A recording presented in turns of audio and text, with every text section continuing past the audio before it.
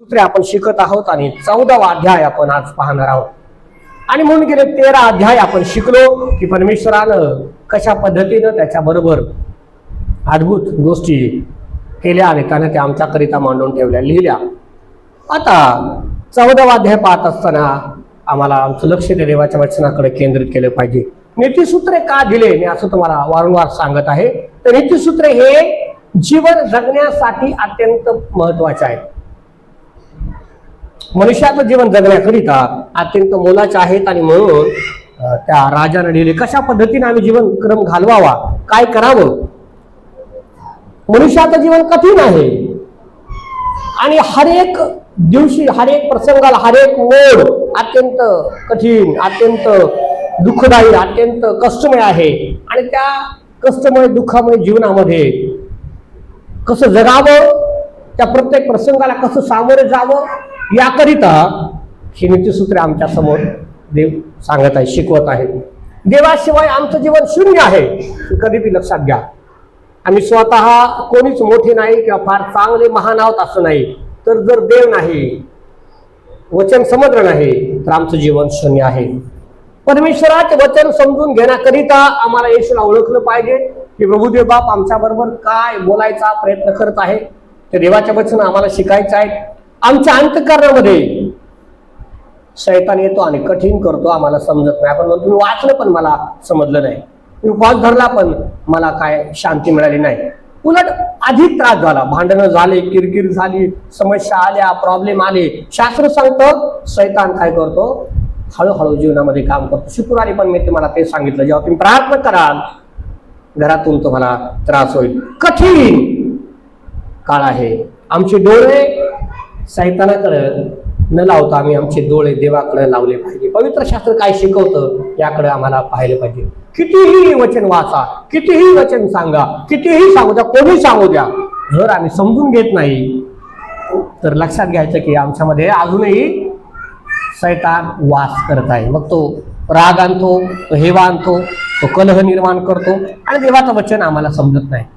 सर्वांच्याच बाबतीत असं होतं असं नाही, काहींना त्याची भूक असते.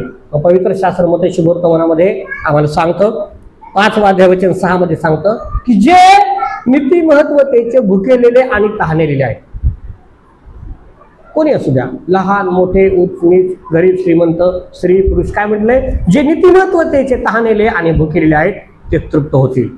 परंतु ज्यांना काही रस वाटत नाही देवाच्या वचनामध्ये, ज्यांना काही आनंद वाटत नाही देवाच्या वचनामध्ये, त्यांचं हृदय कठीण होतं आणि ते म्हणतात की हे काही माझ्यासाठी नाही.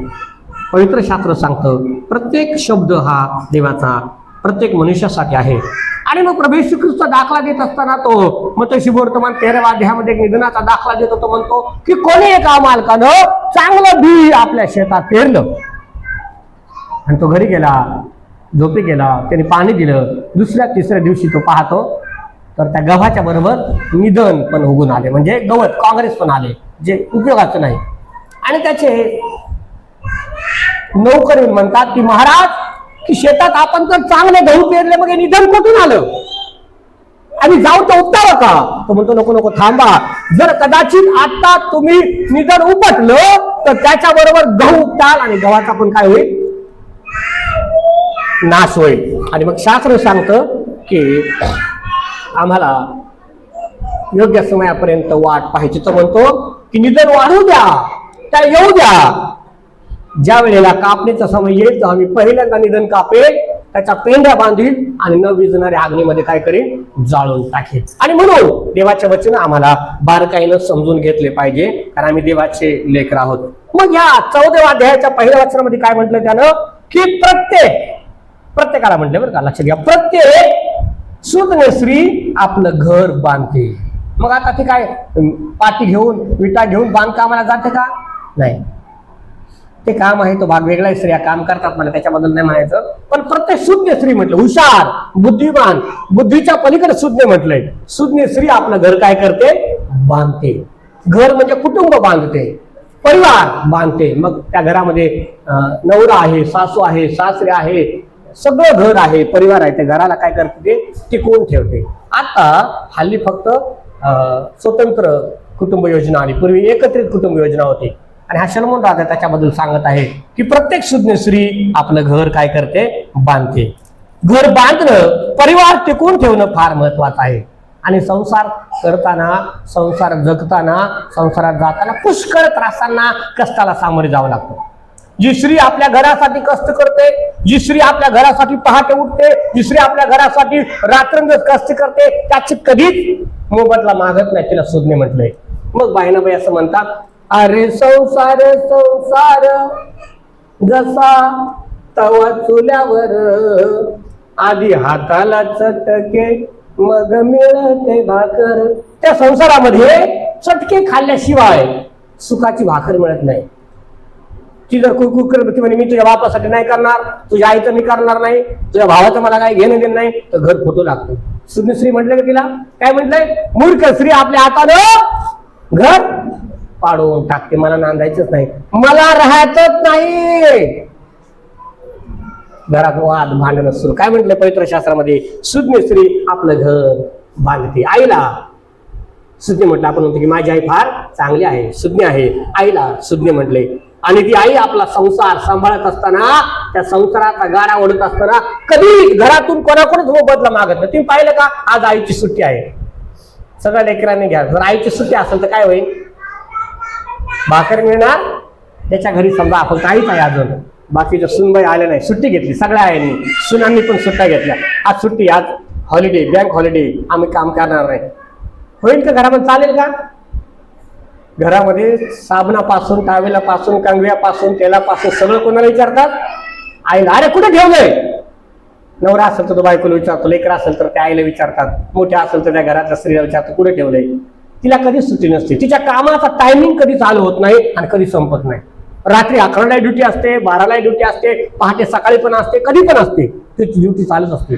तिच्या ओळखण्याचा कधी तिला पगार नसतो, कधी तिचा बोनस होत नाही, कधी तिला आराम नसतो. तिचं काम कंटिन्यू चालू असतं. तिला सुज्ञ स्त्री म्हटले. पवित्र शास्त्र काय सांगतं पहा, तिचं काम कधीच कधीच संपत नाही. मग म्हटलंय सुज्ञ स्त्री, प्रत्येक सुज्ञ स्त्री आपलं घर बांधते आणि ती विश्वासानं ते घर बांधत असते.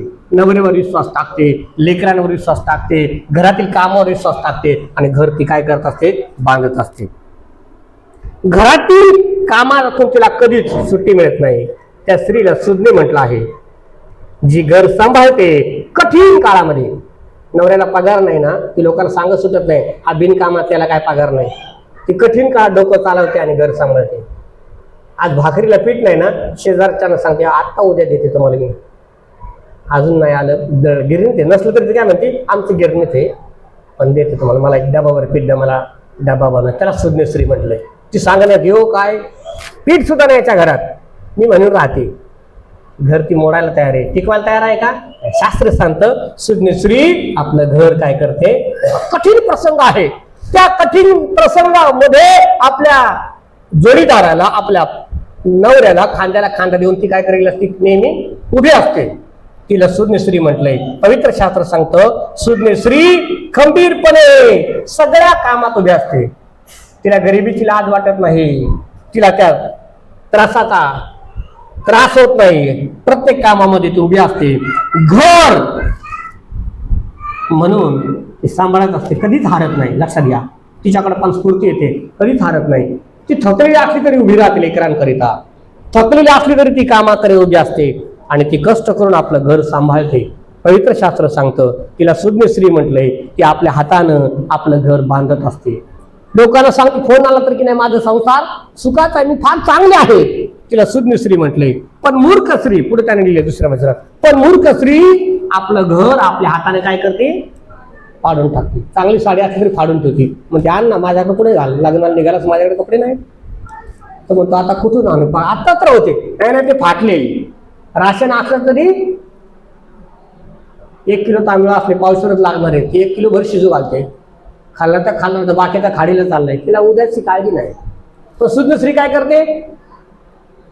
सुज्ञतेने सांभाळते. पवित्र शास्त्र सांगतं की आम्हाला सुज्ञ स्त्री होऊन देवाच्या वचनावरती अवलंबून राहून घर सांभाळायचं आहे. पण मूर्ख म्हटलंय आपल्या हाताने ती पाडून टाकते. आपल्या संसाराचा मूर्खाला काय तोटा आहे का? आजूबाजूला तुम्ही लक्ष द्या, मूर्खाचा बाजार भरलाय.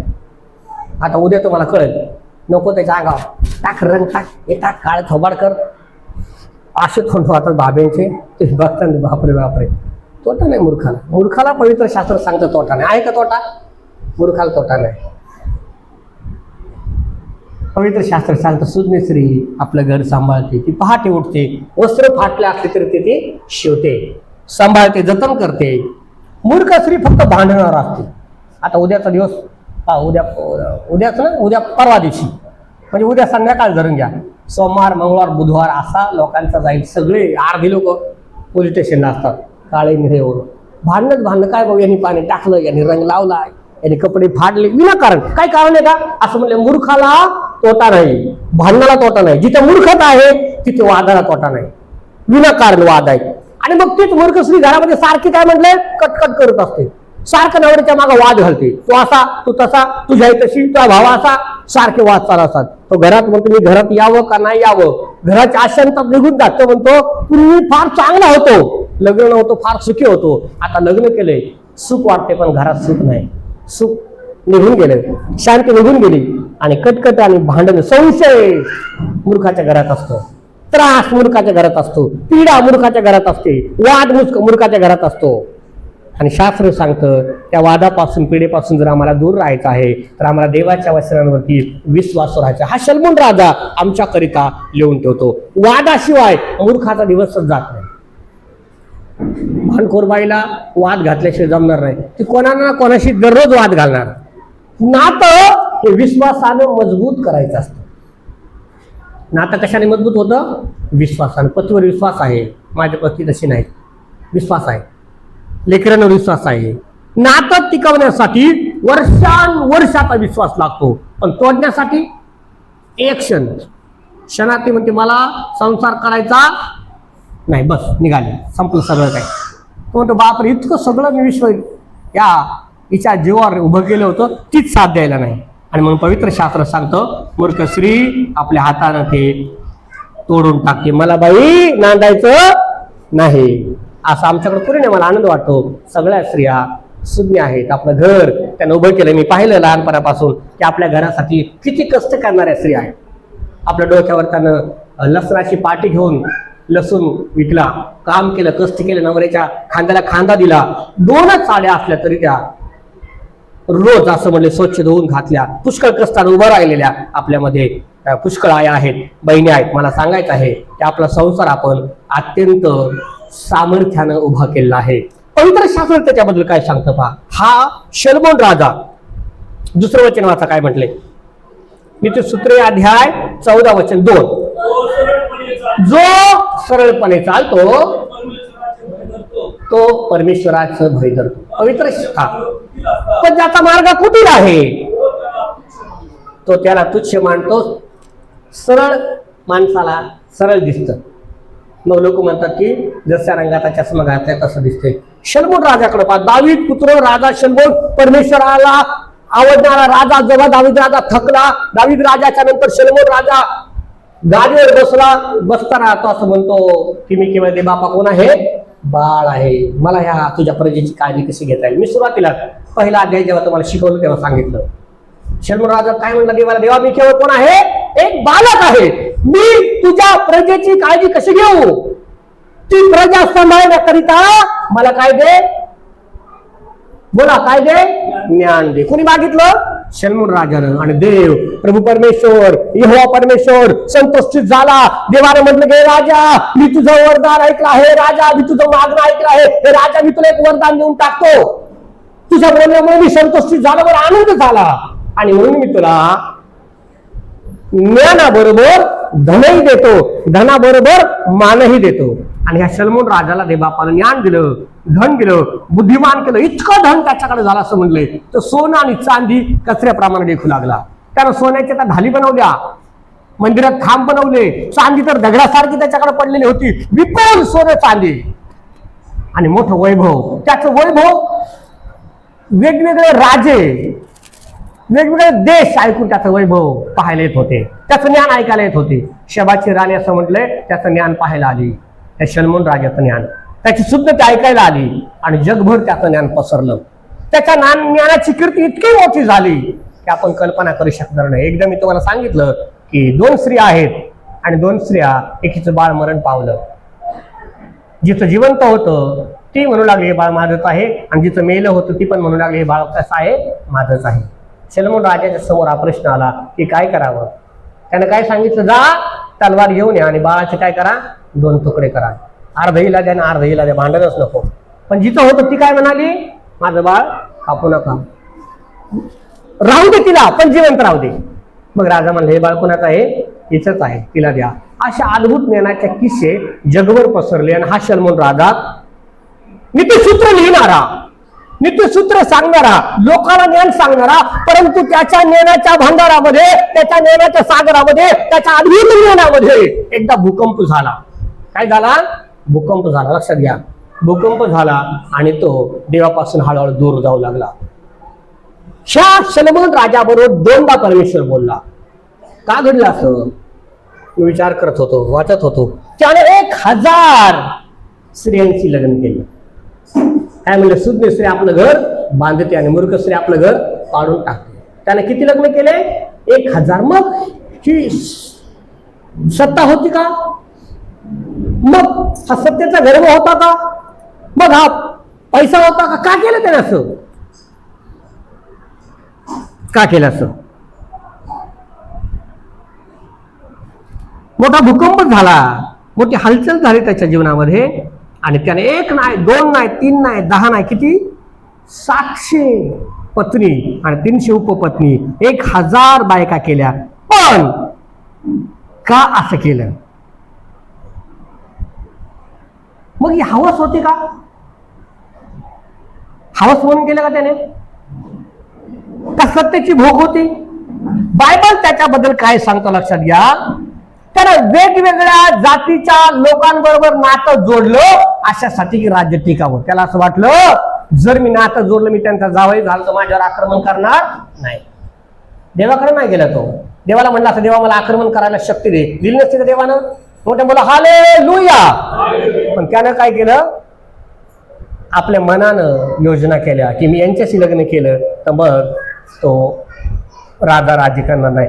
पवित्र शास्त्र सांगतं की देवानं सांगितलं तर मिस्री लोकांपासून वेगळं राहा, त्यांच्यातली मुलगी करू नका, विधर्मी मुलगी करू नका, त्यांच्या मूर्त्या आणू नका, त्याची उपासना करू नका. दावीद राजानं कधीच मूर्तीची उपासना केली नाही, कधीच त्याला हात जोडले नाही. पण सलोमोनानं मात्र असं म्हणले, देवाच्या विरोधामध्ये पाप करायला सुरुवात केली.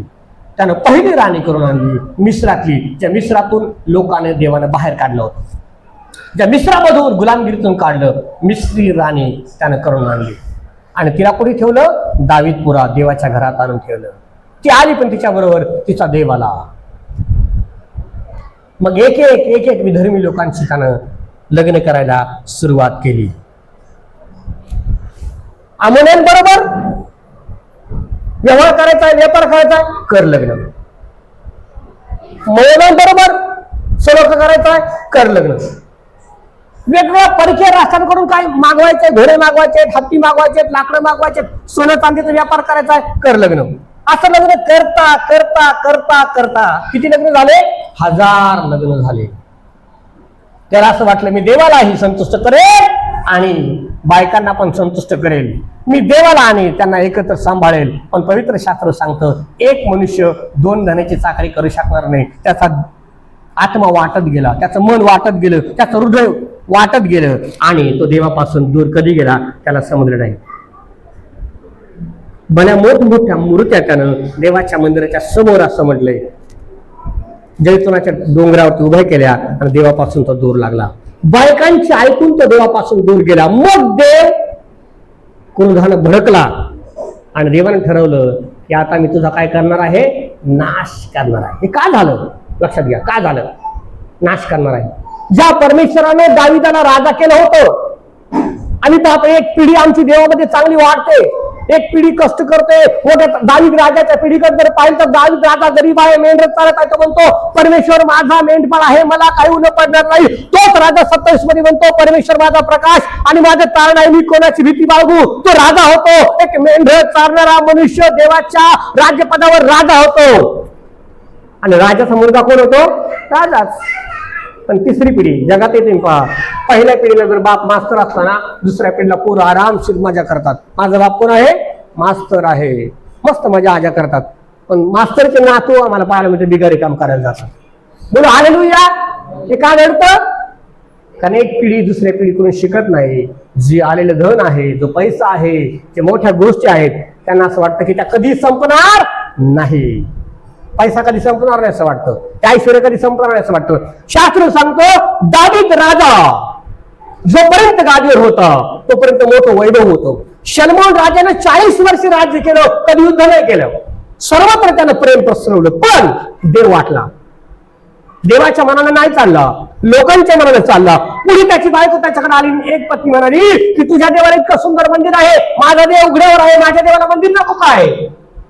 आणि तो वाटत गेला. देवासाठी त्यानं मंदिर बनवले, मूर्त्यांसाठी मंदिर बनवले. एवढंच नाही, बायका म्हणू लागल्या तुझ्या देवाची उपासना करतोस, माझ्या देवाची नाही करायची का तुला? आणि बायकांच्या म्हणण्या खातर त्याने परमेश्वराचा त्याग केला आणि मूर्त्यांपुढे धूप जाळायला सुरुवात केली. तो गेला आणि देवापासून दूर झाला. मग देवाचा कोप भडकला असं म्हटलंय. आणि देवानं त्याला पुन्हा दर्शन दिलं. तिसऱ्यांदा देव म्हणाला, शलोमोना मी तुला संपवून टाकेल. तुझे राष्ट्राचे 2 तुकडे होतील, 10 राष्ट्र एकीकडे होतील आणि 2 एकीकडे होतील. मी सगळं संपवून टाकेल, पण तुझा बाप माझं सेवक दावीद याच्या पित्यर्थ फक्त मी तुझं कुळ जिवंत ठेवेन. एक बत्ती, एक दिवा फक्त ठेवेल, बाकी सगळं मी संपवून टाकेल. पण तुझ्या हयातीत करणार नाही, कारण तुझ्या बापावर माझं प्रेम आहे. तुझ्या मरणानंतर मी करेल. आणि मग पवित्र शास्त्र सांगतो दावीद राजा हा अद्भुत देवाच्या जवळ जाणार होता, त्याच्यामुळे त्याला क्षमा मिळेल. पुढे शलोमोन म्हातारा झाला, थकला, मेला. म्हणून बायबल बारकाईने वाचा, ते समजून घ्या. पवित्र शास्त्र सांगतो एका पिढीपासून दुसऱ्या पिढीला काय देईल? बोला, आशीर्वाद देईल. तुम्हाला वाटतं आमचे नातुंड, आमचे लेकर, आमचे पिढी आशीर्वादित व्हावं, तर आम्हाला देवामध्ये टिकून राहणं फार गरजेचं आहे. प्रार्थनामय जीवन जगणं फार गरजेचं आहे. नंतर शलोमोन राजा मरण पावला आणि त्याच्या राण्या कुठे गेल्या त्यांच्याबद्दल काय लिहिलं नाही. 1000 राण्या, गरगंज संपत्ती, सोने चांदीची रास आहे, सगळ्या जगभरात त्याचं राज्य आहे, संपूर्ण देशभर त्याचं राज्य पसरलेलं आहे. अशा राजाचं काहीच राहिलं नाही. त्याचा पुत्र त्याच्या जागेवर आला.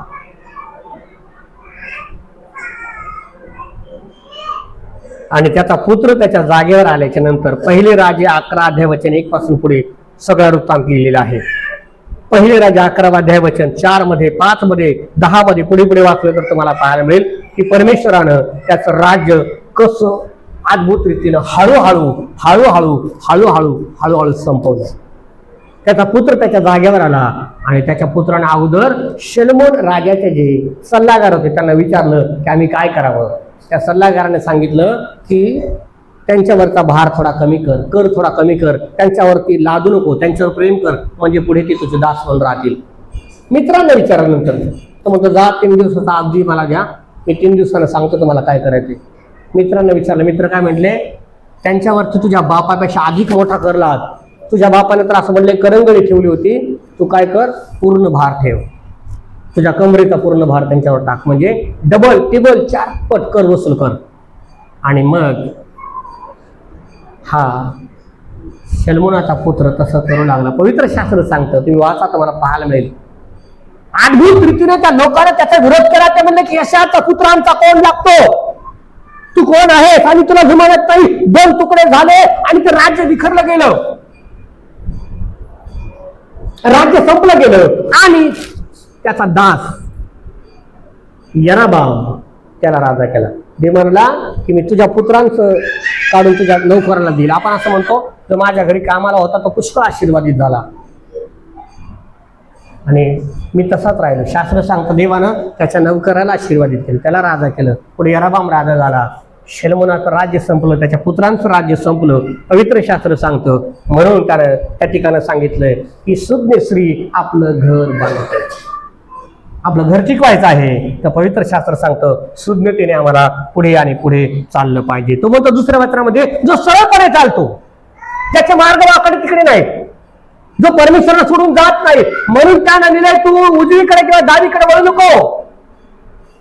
व्यवसायाला त्यानं सांगितलं खंबीर हो, हिंमत धर. त्या वचनांच्या उजवी डावीकडे वळू नको. जे उजवी डावीकडे वळतात खात्रीने ठरवून घ्या की त्या पिढीचा, त्या लेकरांचा नाश होऊन जातो. पण जो मूर्ख आहे तो कुटील मार्ग करतो, तो देवाला सिरियस घेत नाही, देवाच्या वचनाला सिरियस घेत नाही, भक्तीला सिरियस घेत नाही, आराधनेला सिरियस घेत नाही आणि तो स्वतःचा नाश ओढून घेतो. तिसऱ्या वचनामध्ये म्हटलंय मूर्खाच्या तोंडीच गर्वाची काठी असते म्हटलंय. त्याच्या तोंडामुळं त्याला मार खावा लागतो, पण सुज्ञाची वाणी त्याचं रक्षण करते. शांत जेव्हा आम्ही राहतो तेव्हा देव असं म्हणतो की त्याचं रक्षण होते. बैल नसेल तर काम पण नाही. काय म्हटलं, शेतकऱ्याला बैल नसले तर काम पण नाही. तर म्हणतो बैल नाही तर गोठ्यात घाण पण नाही, शेण पण नाही, पण धन पण नाही त्यांनी लिहिले. तर बैल आहेत, शेण आहे तर धन पण आहे. ते बैल कष्ट करणार आहेत आणि धन कमवणार आहेत. पवित्र शास्त्र सांगतं विश्वासू साक्षी खोटं बोलत नाही आणि खोटा साक्षी, असत्य बोलणारा साक्षी कधीच टिकत नाही असं म्हटलंय. पवित्र शास्त्र आम्हाला सांगतं की देवाचे लोक या नात्यानं आम्हाला देवाच्या अगदी जवळ जाऊन देवाचा गौरव करायचा आहे, परमेश्वराला अनुभवायचा आहे. तर त्यासाठी देवाच्या वचन समजून घेणं अत्यंत गरजेचं आहे. आणि म्हणून या नीतिसूत्र करताना सांगितलं, तो म्हणतो मूर्खाला अपराध करणं म्हणजे फक्त एक मस्करी वाटते, एक थट्टा वाटते. तो म्हणतो मी तसा नव्हतो, माझा उद्देश तसा नव्हता. पण शास्त्र सांगतं त्यानं अपराध केला आहे आणि तो अपराध त्याला देवापासून दूर घेऊन जातो. मग 11 वचनामध्ये तो म्हणतो की दुर्दिनांचे घर कोसळते, पत्त्याप्रमाणे त्याचं घर कोसळतो. तो म्हणतो हा वाडा मी माझ्या गौरवापित बांधला आहे, हे माझं वैभव आहे. नभगोत्तेचा राजा म्हणाला हे सगळं विश्व माझं आहे, मी तयार केलं आहे, राजवैभव माझा. देव त्याला म्हणाला आजच तू वेडा होशील, बैलाप्रमाणे कडबा खाशील आणि अरण्यात फिरशील. तुझे नख पक्षासारखे होते. आणि शास्त्र सांगते तसं झालं. जेव्हा आम्ही म्हणतो की माझं आहे, आम्ही नेहमी म्हणावं. मी तुम्हाला मागे एकदा सांगितलं, एका कुटुंबात मी प्रार्थनेला गेलो आणि ती म्हणाले देवापा हे सगळं तुझं आहे. मला फार आवडली प्रार्थना त्यांची. ती म्हणाली की माझे पती तुझे आहेत, माझे घर तुझं आहे, गाडी तुझी आहे, माझे भांडे तुझे आहे. देवापा एवढंच नव्हे, माझी भांडी घासाची घासली पण तुझी. असं का म्हणतात सिस्टर? जेवता जेवता त्यांना म्हणाला असं का म्हणतात? तर असा विचार करा, जर भांडे घासाची घासली देवाची दिली तर ती सोन्याची होईल ना, देव या असते घेईल का? बोला हालेलुया. आणि ती म्हणलं की माझं काय नाही, मी तर उपरी आहे, आज आहे उद्या नाही. आणि जे सगळं सर्वस्व देवाला देतात ना त्यांचा संसार फार फार मोठा होतो. देव त्यांना विपुल आशीर्वाद देतो, कारण तो म्हणतो जागा पुरणार नाही एवढे आशीर्वाद मी तुम्हाकरिता वर्षवितो का नाही याविषयी माझी तुम्ही प्रचिती पहा.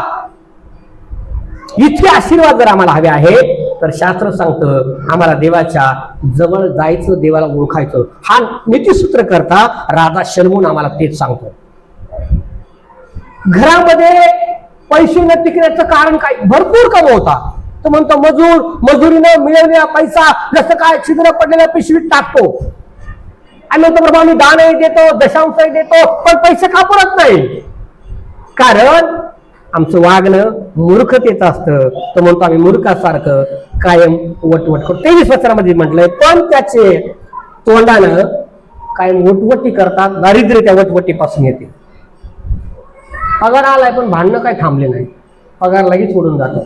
तो पगार आला, प्रार्थना कर देवा हे पैसे आमच्या सर्व गरजा पूर्ण करण्याकरिता पुरू दे, तुझी शांती आनंद घरामध्ये दे, सर्व गोष्टीला बरकत दे, मीठपीठ तर गोष्टीला बरकत. कधी प्रार्थना नाही आल्या बरोबर रस्त्याने ते उडवायला खर्चायला सुरुवात होते आणि मग कर्ज कधी संपत नाही. शास्त्र सांगतो पण तोंडाच्या वटवटीने दारिद्र्य येते. पती पत्नीला आव्हान आहे.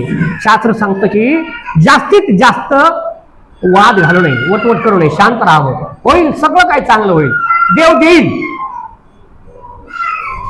24 वचनामध्ये तो काय म्हणतो सुज्ञतेचे धन त्याचा मुकुट आहे. लोकांनी पाहिलं नाही किती बँकेत पैसे, पण सर्वात आनंदी राहा, सगळं काय पुरेल. शास्त्र सांगतं पुरवठा करणारा परमेश्वर आहे. मग तो पुढे म्हणतो मूर्खाची मूर्खता केवळ मूर्खताच राहते. आपण म्हणतो आयुष्य गेलं या लोकांचं, पण सुधारणा काय झाली नाही. गावाला होते तिथेच तसेच राहिले, मुंबईला आले तरी तसेच आहे, गाव काय सुटलं नाही. शास्त्र सांगतं आम्हाला पुढे पुढे देवामध्ये वाढत जायचं असतं. 27 पत्रामध्ये तो म्हणतो परमेश्वराचं भय फार महत्वाचं होतं. नाही तो म्हणतो परमेश्वराचं भय जीवनाचा झरा होय, ते मृत्यू पाश चुकवतं. मरण जरी आलं तरी ते आमच्यापासून काय होईल, टळून जाईल. कशामुळे? जेव्हा आम्ही त्या देवाच्या जवळ आहोत, परमेश्वराला ओळखत आहोत, परमेश्वराची आराधना करणारे आहोत, परमेश्वराचं वैभव आमचं वैभव आहे, परमेश्वराचं नाव आम्ही घेत आहोत. शास्त्र सांगतं की ज्याला, पुढे तो 29 वचनामध्ये म्हणतो, ज्याला काय म्हटलंय, ज्याला क्रोध येत नाही, ज्याला राग येत नाही, तो महाबली शक्तिशाली त्याच्यापेक्षा पण मोठा आहे. आणि उतावळ्या पायाचा मूर्ख असं म्हटलंय, मूर्खता प्रगट करतो. शांत अंतकरण देहाचे जीवन आहे, पण मत्सरानं हाडे मात्र सडवून जातात, कुजतात. रागानं, भांडणानं, प्रॉब्लेमनं, समस्येनं घरामध्ये सगळं चांगलंय. उन्हात नवरा गेला कामाला, कामावून आला हो दुपारी उन्हातून, असं मोठं कलिंगड आणलं आणि ठेवलं आणि म्हणाला कापडी खाप. म्हणलं बायकोला घे, प्रेमाने खातेच का? तुला खाय तूच, मला काम पडले. काय होईल? सगळा घराचा काय होतो नाश. किती सोपं आहे. आणलंय ना प्रेमाने खा, काय हरकत, 2 मिनिटं काम थांबवा. हो ते आणलं प्रेमाने, ती घेणार अशीच, तिला त्याला वाटतं की बाबा ज्यूस पाहतो बायकोला, नको थकली ती कामाने, लेकरांमुळे घरात तिकडं बाहेर जात नाही, त्याला खायला मिळत नाही, ज्यूस आणला असा दिला, तिने घेतला असं गेला किचनवर टाकून, चाललंय काम. तो बघतो आता पिन, मग पिन, नंतर पिन, त्याचा राग वाढत राहतो, अरे मी तुझ्यासाठी आणलाय, थांबवलं काम, 1 मिनिट हांडा थांबव, जरा ज्यूस मग काम जा. पण इथं काही लक्षच नसतं. मग नंतर तो म्हणतो मर तशी, तुला हात आणतच नाही. म्हणून काय म्हटलंय, सुज्ञ स्त्री आपलं घर बांधते.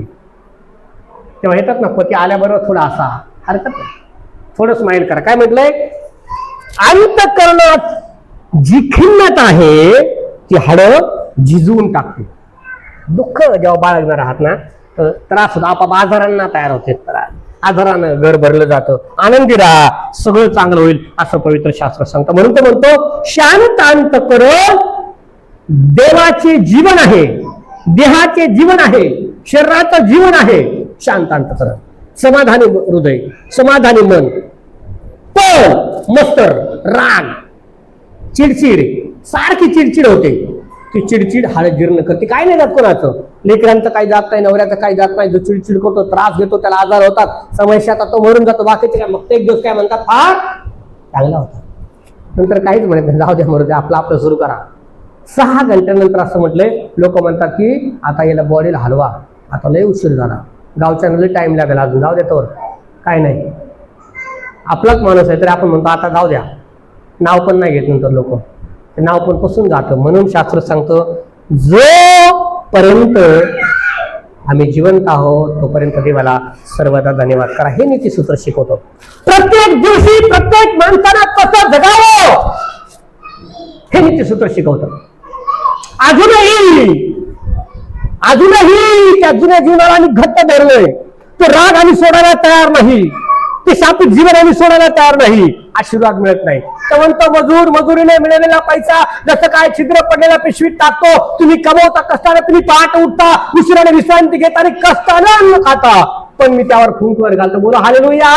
जे म्हणतो मी त्यावर काय घालतो, फुंकर घालतो. पण तुम्ही शांत चित्त अंत्यकरणाचा आहात, देवाला समर्पित झालेला आहात, सगळं चांगलं होईल, काळजी करू नका. आणि शास्त्र सांगतं त्यालाच फक्त असं वाटतं आमचं वाईट होऊ नये. कुणाला? देवाला. त्यालाच असं वाटतं आम्ही निरोगी राहावं, म्हणून असं म्हटलंय की आरोग्य त्याच्याजवळ आहे, म्हणून असं म्हटलंय आनंद त्याच्याजवळ आहे, म्हणून असं म्हटलंय शांती त्याच्याजवळ आहे. आणि तोच आम्हाला सर्व गोष्टी देणार आहे. पुष्कळ गोष्टी त्यांना सांगितल्यात. गरीबाला छळ नको, बऱ्याच काय काय सांगितले. प्रत्येक गोष्ट सांगत राहिलो तर दिवस आणि वेळ पुरत नाही. पण फक्त समजून घ्या, पवित्र शास्त्र दोन गोष्टी फार महत्वाच्या सांगत आहे की मूर्खता सोडून द्या. जी गोष्ट मूर्खाची आहे, जी गोष्ट चांगली नाही ती सोडून द्या. आता तुम्ही सांगा, सगळं ते रंग लावून एकमेकाच्या मागं पळण्यात काय मोठेपण आहे? आपल्याकडे नाही कोणी करत. धन्यवाद. काय मोठेपण आहे? सगळे एकदम भूतासारखे उद्या होतील आणि मग नंतर जाळ करायचा, बोंबलायचं, झालं. नंतर 2 दिवस पिणारे दारू पितात आणि पडून राहतात. तिसऱ्या दिवशी उठून तसेच आहे. शास्त्र सांगतं मूर्खता टाकून आम्ही सर्वदा देवाचा गौरव करावा, त्यात आनंद आहे. देवाच्या पवित्र चरणाजवळ नम्र व्हावं, प्रार्थना करावी, घरातील सर्व कुटुंबासाठी देवाच्या जवळ जावं, देवाला सांगावं, देवा माझे पती, माझे लेकर, माझी पत्नी, माझं कुटुंब मी तुझ्या समोर येत आहे, मला आशीर्वाद दे, देवा मला आशीर्वाद दे. आणि पहा, या शलोमोन राजाप्रमाणे देव आशीर्वाद करेल. हा शलोमोन राजा पडला, मी तुम्हाला सांगितलं, म्हातारपणामध्ये तो पडला. त्याला कारण कोण आहे? कोण आहे? बोला, कोण आहे? पत्नी. कोण आहे? पत्नी. बायकांना सांगितलं की तुझ्या देवाला मंदिर आहे, माझ्या नको का? अनेक कुटुंब उद्ध्वस्त होतात. त्याला कारण असं असतं, त्याची बायको. नंतर तो म्हणतो की बापरे, बायकोच ऐकलं, आज नातेवाईक माझ्याजवळ नाही, कोणीच माझ्या दारावर येत नाही, आई बोलत नाही, बाप येत नाही, बहिणी येत नाही, कोणी राहिलं नाही, मी एकटाच पडलो.